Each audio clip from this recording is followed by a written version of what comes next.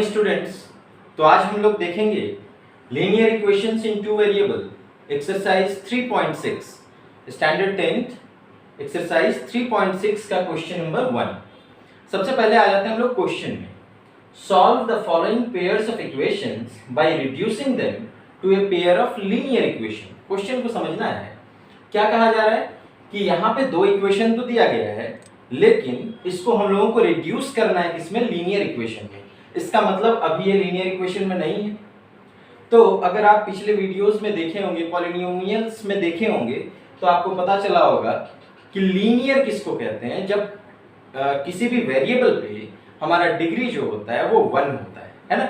लेकिन यहाँ पे कितना है, ये तो 1/2x है, तो वेरिएबल जो है वो नेगेटिव पावर में है ना, x टू द पावर -1 हो जा रहा है, तो वो तो लीनियर में नहीं है। इसलिए हम लोगों को क्या करना है, पहले इसको रिड्यूस करना है किसमें, लीनियर इक्वेशंस में, और फिर उसको सॉल्व करके हम लोगों का वैल्यू निकालना है x और y का। ओके, तो सबसे पहले आ जाते हैं, देखते हैं क्वेश्चन में क्या दिया गया है। तो जब कभी भी ऐसा क्वेश्चन मिले हम लोगों को कि जो वेरिएबल है वो डिनोमिनेटर में हो, उस पर पावर नेगेटिव हो, तो हम लोगों को सब्स्टिट्यूशन मेथड से इसको बनाना चाहिए। सब्स्टिट्यूशन मेथड मतलब कि हम लोगों को शुरुआत में ही इसको कुछ और मान लेना चाहिए।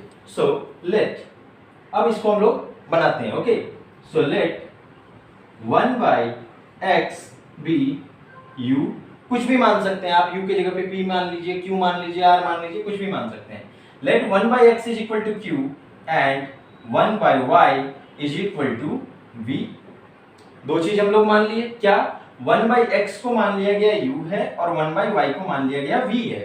तो अगर ये मान लेते हैं तो हमारा इक्वेशन अब क्या बन जाता है ना, ये पहला इक्वेशन हमारा बन जाता है दैट u/2, क्यों 1/x तो u है, डिनोमिनेटर में क्या था 2, so this is u/2 plus v/3 है ना। 1/y क्या था, that is v, so v/3, this is equal to 2। अब इसको हम लोग क्या करेंगे, रिड्यूस करेंगे। सो एलसीएम कितना हो जाता है इसका, 6 divided by 2 is 3, so we get 3u plus 2v is equal to 2, और ये इक्वेशन हमारा बन जाता है 3u plus 2v is equal to 2 into 6 that is 12। ये बन गया हमारा इक्वेशन नंबर 1। ओके, अब आ जाते हैं हम लोग इक्वेशन नंबर 2 में। जो इक्वेशन था इसको लीनियर इक्वेशन के फॉर्म में लाते हैं। देखो ये लीनियर इक्वेशन में आ चुका है ना। अब u पर पावर 1 है, v पर पावर भी 1 है। अब आ जाते हैं दूसरे में। तो दूसरा इक्वेशन ना 1/3x, ये क्या बन जाता है, u/3 प्लस 1/2y, y कितना था, v था, so v/2, this is equal to 13/6। So again LCM is 6 divided by 3 is 2, so 2u plus 3v is equal to 13/6। Than denominator में इधर भी 6 है, इधर भी 6 है, चाहे तो हम लोग कैंसिल करा सकते हैं।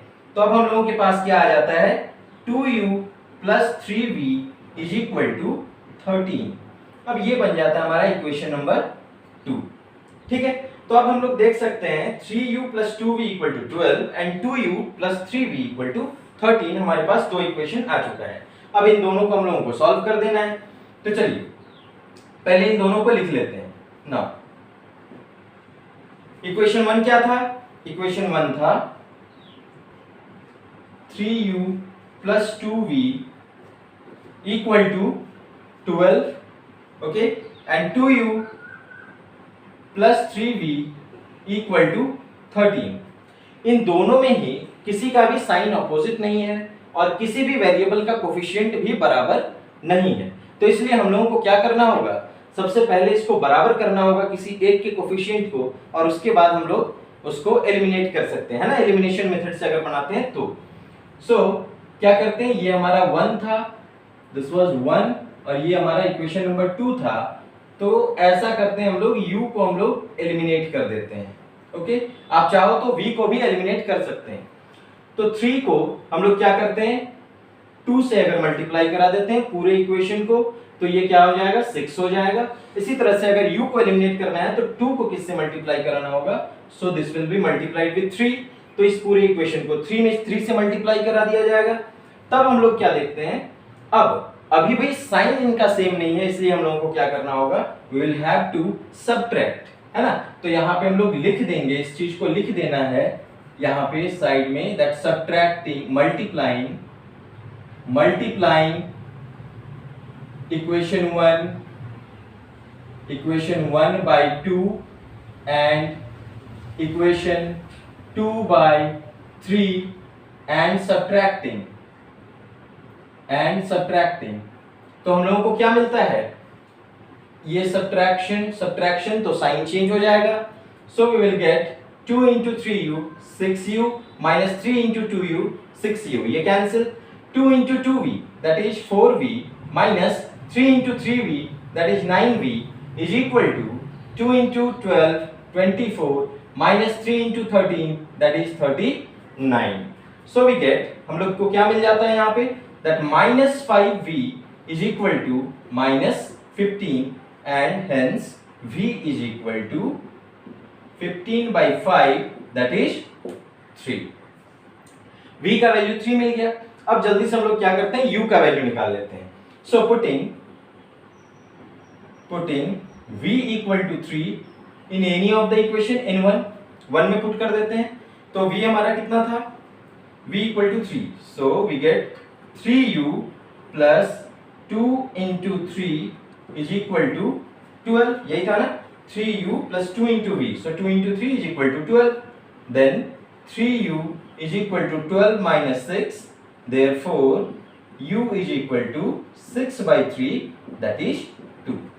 अब बच्चों हम लोगों को क्या मिल गया, u equal to 2 and हम लोगों को क्या मिल गया, v equal to 3. अब यहाँ पे बात है कि क्या हम लोगों को u और v का वैल्यू निकालना था, हम लोगों को u और v का वैल्यू नहीं निकालना है, हमें निकालना है x और y का वैल्यू, ठीक है। तो अब आ जाते हैं हम लोग जिसको सब्स्टिट्यूट किया गया है उसके पास। सो u was equal to 1 by x, u क्या था, 1 by x था, so 1 by x is equal to 2 by 1, therefore x is equal to what, x is equal to 1 by 2।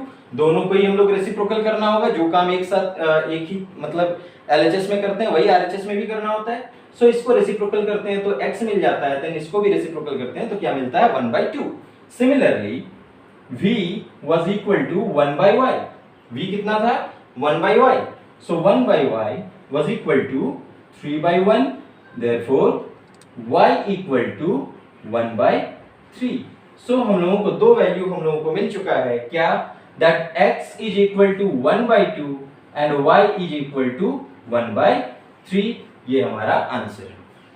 तो बच्चों ध्यान रखेंगे कि जब कभी भी ऐसा क्वेश्चन मिले कि हम लोगों के पास जो वेरिएबल है ओरिजिनल x या y वो अगर नीचे की ओर है, डिनोमिनेटर की ओर है, तो ये एक अच्छा तरीका है हम लोगों को सॉल्व करने का। पहले उसको रिड्यूस करेंगे हम लोग लीनियर इक्वेशन में और फिर उसके बाद उसको सॉल्व करेंगे, चाहे किसी भी मेथड से कर लें। हमारे पास सब्स्टिट्यूशन होता है, एलिमिनेशन होता है, क्रॉस मल्टीप्लिकेशन होता है, तो हम लोग इजीली उसको कर सकते हैं, ठीक है। और उसको लेट करने के बाद इस बात का ध्यान रखना है कि 1 by x is equal to u माना गया है, तो आप यहाँ पे 2u नहीं मेंशन करेंगे, ओके।